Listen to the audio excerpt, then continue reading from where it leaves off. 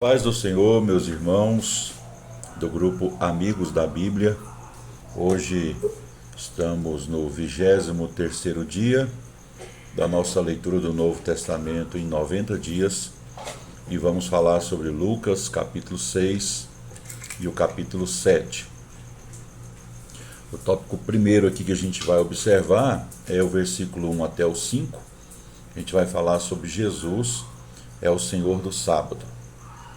As pessoas podiam arrancar espigas dos campos alheios e comê-las, mas não podiam usar foice, conforme está prescrito na lei, em Deuteronômio capítulo 23 e 25.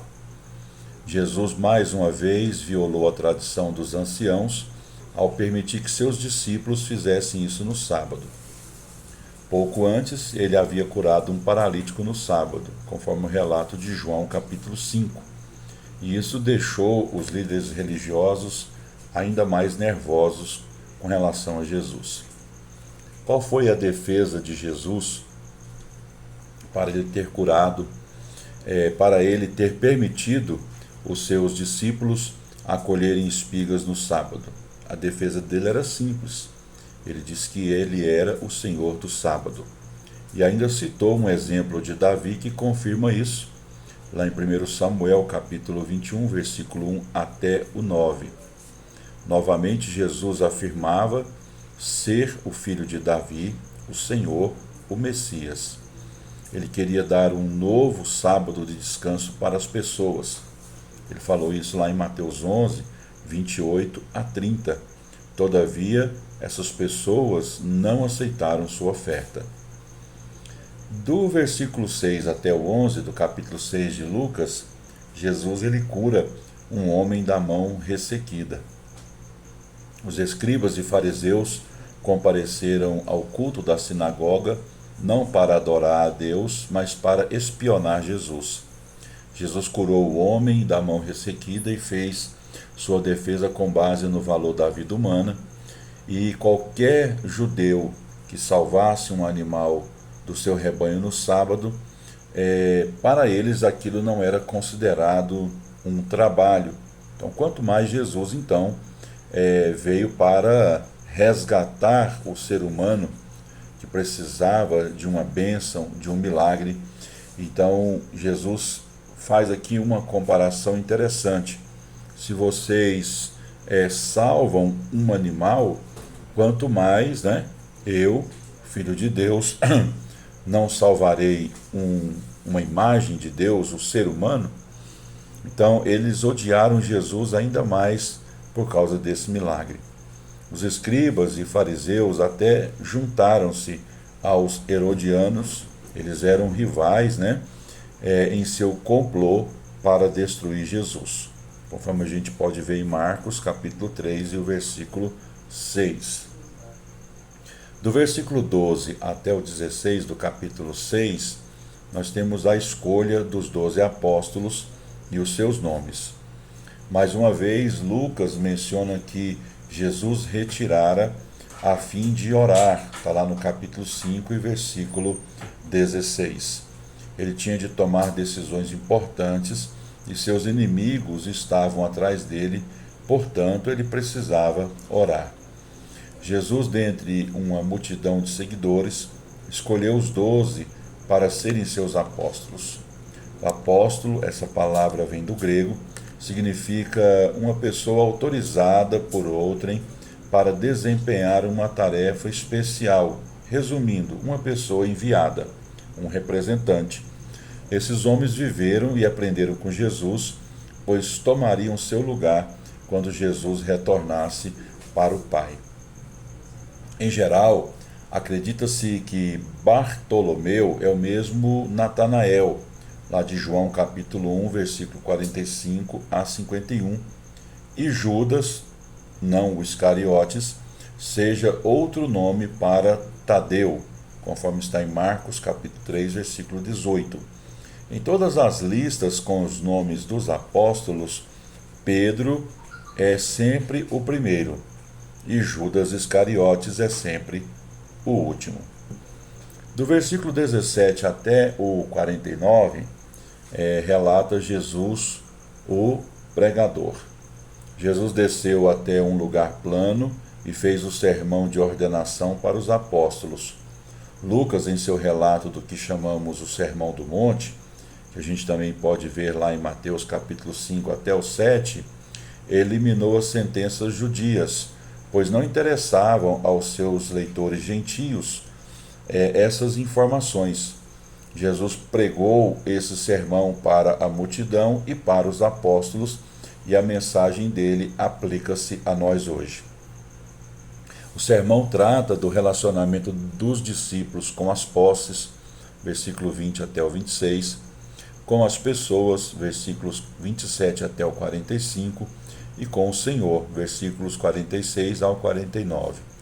Na seção a respeito do relacionamento entre as pessoas, Jesus ensina como nos darmos bem com nossos inimigos, versículo 27 até o 36, e com os nossos irmãos, versículos 37 até o 45. Podemos resumir o sermão em 4 verbos: ser, versículo 20 ao 26, amar, versículo 27 ao 36, perdoar, versículo 37 ao 45, e obedecer, versículos 46 ao 49. Do versículo 20 até o 26, nós temos a questão das posses. Aqui Jesus também vai falar sobre as bem-aventuranças e também os ais. As pessoas que seguiam Jesus eram em sua maioria pobres e mal tinham o necessário para viver. A Bíblia ordena cuidar do pobre e do necessitado. Não é pecado ser rico, contudo é pecado confiar nas posses e achar-se uma pessoa especial aos olhos de Deus por causa da riqueza.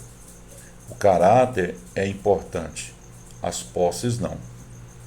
Do versículo 27 até o 45, nós temos aqui um relato sobre pessoas.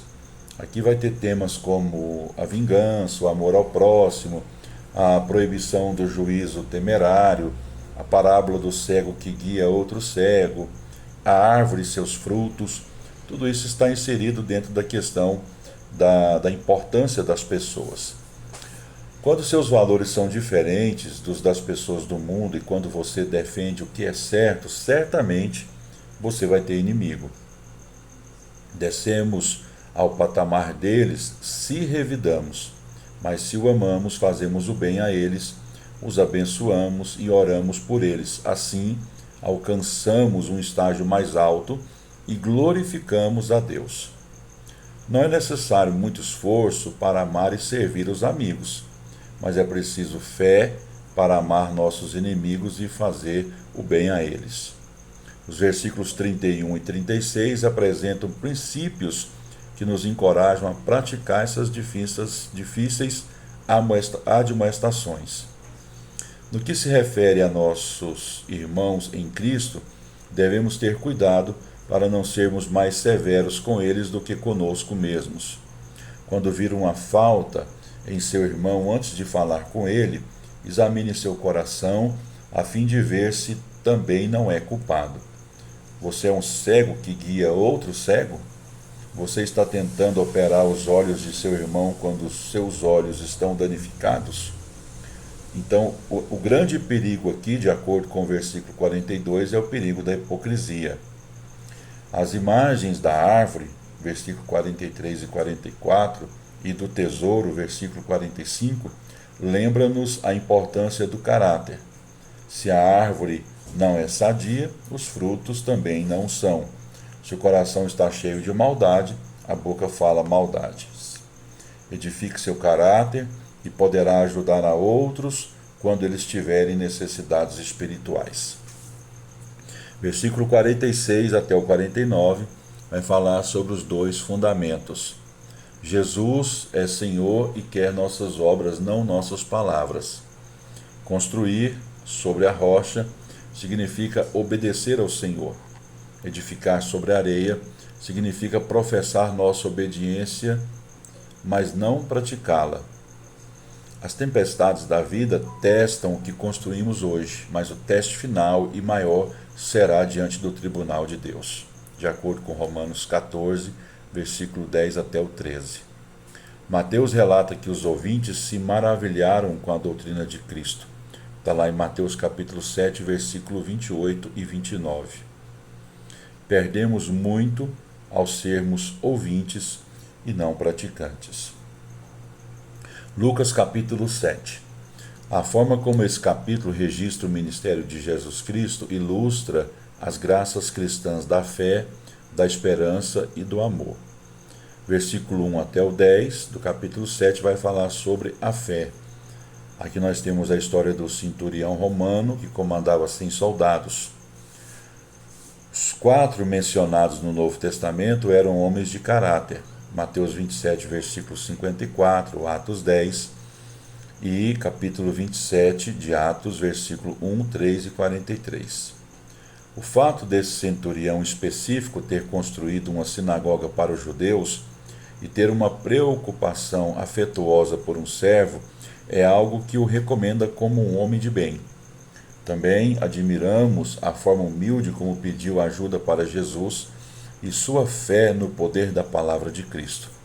Ele, como soldado, percebeu que Jesus estava sujeito à autoridade e por isso também podia exercer autoridade.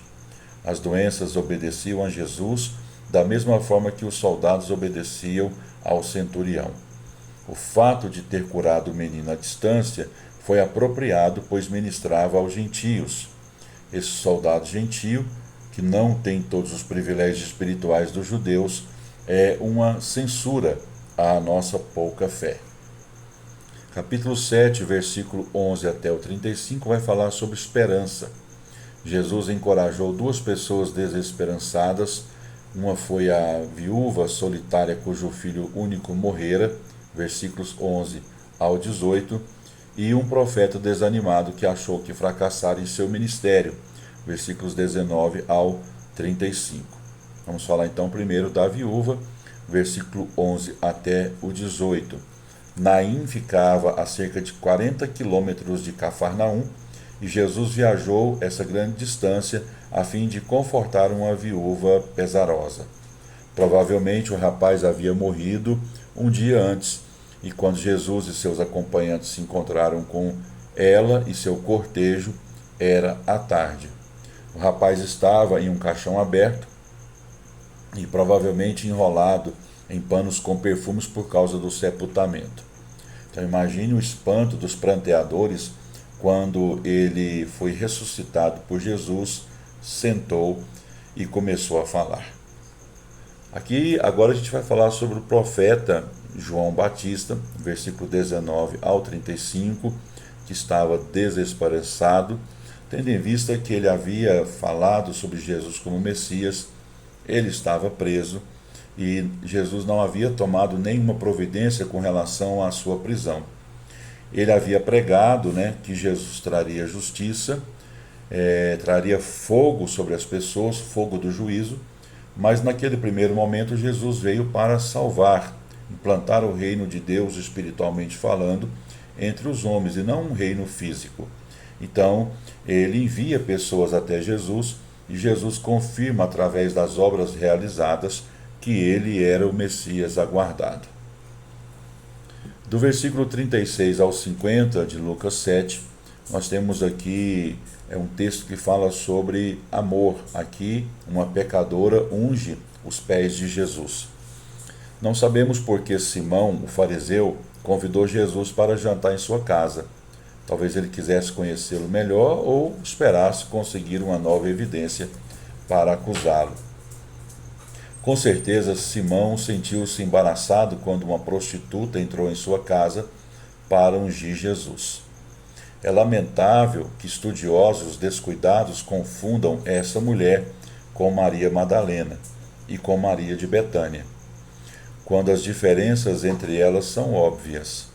De acordo com o livro A Harmonia dos Evangelhos, pouco antes desse evento, Jesus fizera seu grande convite ao descanso, e é provável que essa pecadora naquele momento respondeu a Jesus e creu nele.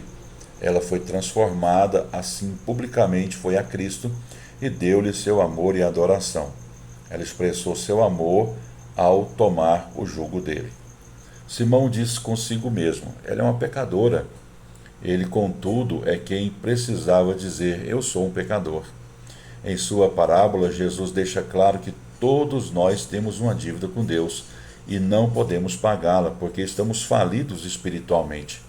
As duas dívidas, 500 denários versus 50 denários, representam não um montante de pecados, mas a consciência da culpa. A mulher sabia que pecara contra Deus, mas Simão não tinha convicção de seu próprio pecado. Todavia, ele também precisava muito ser perdoado. E teria sido perdoado se tivesse se humilhado e crido em Jesus. De forma afável, Jesus mencionou o pecado de omissão de Simão, pois não tratara nosso Salvador com amabilidade e hospitalidade. O versículo 47 não ensina a salvação por meio de obras, pois o versículo 50 deixa claro que a mulher foi salva pela fé. Suas obras eram uma prova de sua fé e foram motivadas pelo amor. Mais uma vez, seus inimigos acusaram-no de blasfêmia por perdoar pecados. Porém, a mulher sabia que fora perdoada, porque ele lhe disse isso. A mulher conseguiu paz com Deus, porque foi justificada pela fé. Termina aqui mais um vídeo. Lembrando que os nossos vídeos, os comentários são extraídos, e editados aqui conforme a nossa necessidade do comentário bíblico WESB. Deus abençoe sua vida e até o próximo vídeo.